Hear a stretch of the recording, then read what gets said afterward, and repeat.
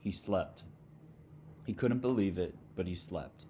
The sound of the plane's engine and the warm sun and the sameness of the green forest all combined to hit him like a hammer, and his face went against the window and he slept.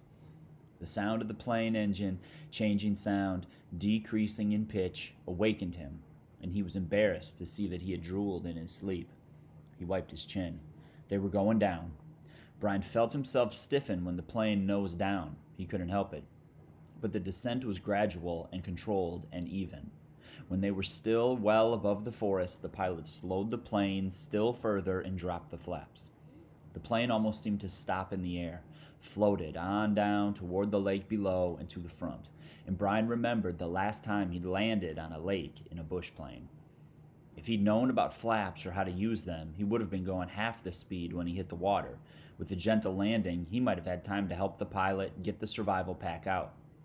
He watched the pilot carefully, noted everything he did, and realized how lucky he'd been. The pilot flared the plane out so that when it came down to the lake, it seemed to be barely moving. He worked the wheel and rudder pedals to make it float down slowly and easily. Brian had more or less arrowed the plane into the water, through the trees and down, and it was a miracle that he hadn't been killed. The answer to his problem had come to him while he slept. It was simple. The pilot was all business now. His hands working the controls, easing the throttle, settling the plane the last bit down to the lake. But Derek turned and smiled at Brian. Pretty, isn't it? And the lake was pretty. It was almost perfectly round, pushing out towards an egg shape slightly, but only slightly. At the bottom edge of the lake and off to the right, a short distance, a river flowed south and east, and it was amazing to Brian how accurate the map had been. They had gone over it on the dining room table, showing his mother where they would be, but looking down on it now, it seemed to be almost a model made of the map. The blue of the lake matched the blue of the water on the map, and the river, cutting southeast through the green forest, looked just as it had on the map. Delicate, winding. Derek said something to the pilot. Brian couldn't hear over the sound of the engine, and the pilot nodded and banked the plane to the right, more toward the river, and put it softly into the lake. There was absolutely no wind, and the water was as smooth as a mirror. Brian watched out of his window as the float came down, saw its reflection in the water, closer, closer, until it touched itself and skimmed across the flatness, settling more and more until the plane slowed nearly to a stop. The pilot headed the plane towards a clearing to the right of where the river left the lake, nudging the throttle now and then to keep it moving on the floats until it last slid through some green reeds and bumped the shoreline. He cut the engine. "We're here," Derek said, his voice in a loud, sudden silence. "Let's get unloaded." He turned, and Brian could see that he was excited. Like a kid, he thought. He's excited as a kid. I'm the kid here, and I'm not excited. That's because he doesn't know. I know, and he doesn't. Derek climbed out onto the float, moving a little stiffly, and Brian noted that he wasn't very athletic. Seemed not to be too coordinated, and stepped ashore. The pilot stayed in his seat, and Brian moved the passenger seat forward and clambered out of the plane, stepped on the float, and then to the dry grass. Neat, he thought. Neat and clean.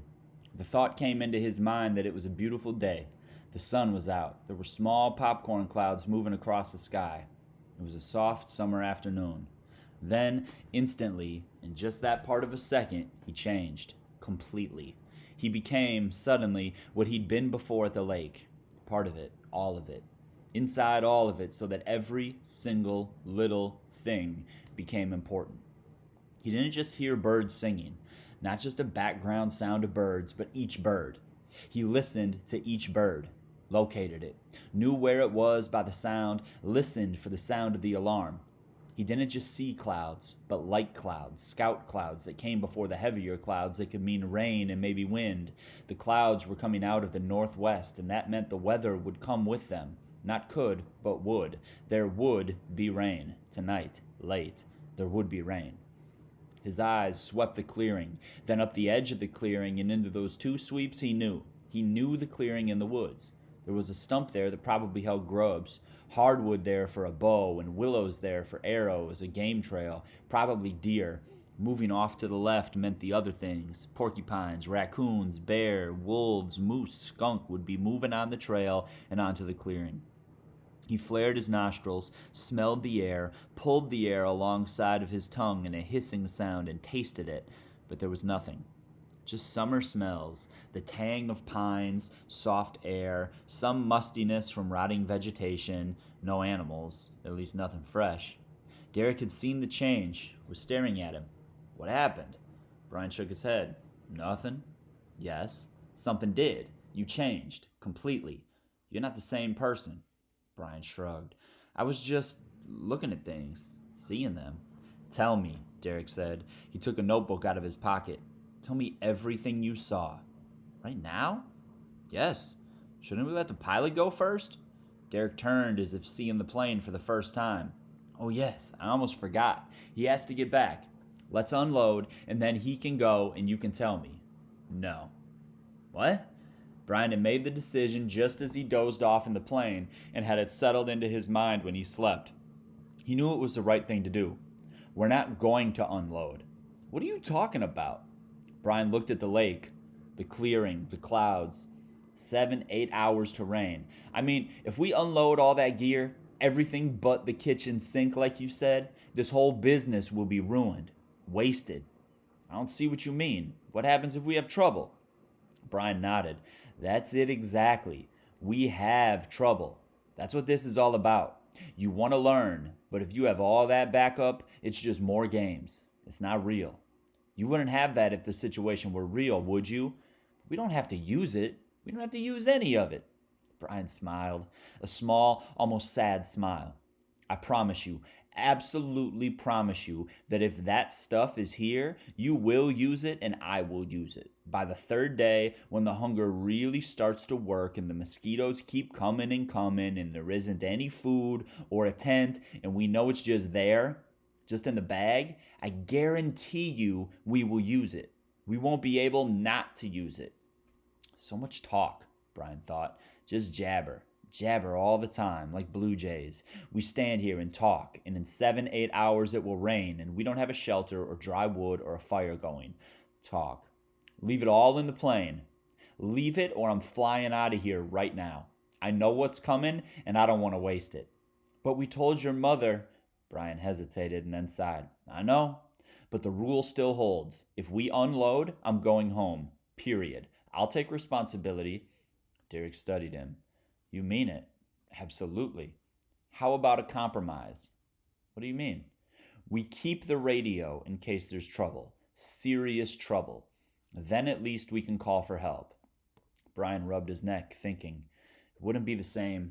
Even the radio would taint it. Still, he had told his mother not to worry, and if he insisted on not using the radio, absolutely not using it, all right. Derek nodded and stepped past him, balanced along the float, and reached into the plane. He said something to the pilot, who nodded and looked at Brian through the windshield with a strange look, a studying look. Then he smiled and waved through the plastic, and Brian nodded and waved in return. Derek came back ashore with the radio, a small unit with a weatherproof seal and a fresh Nightcade battery. He carried a small plastic briefcase. For my papers, he said. I have to take notes, write things down. Brian nodded, smiling inside. Derek sounded almost like Brian sounded when he was speaking to his mother or father and wanted to do something, pleading, for my papers. It was a strange feeling for Brian, the role reversal with an adult. He was in charge of an adult, and he supposed in this situation it was the best way. But he was uncomfortable with it. The business of being in control over an adult, or anybody for that matter. The plane had to be turned.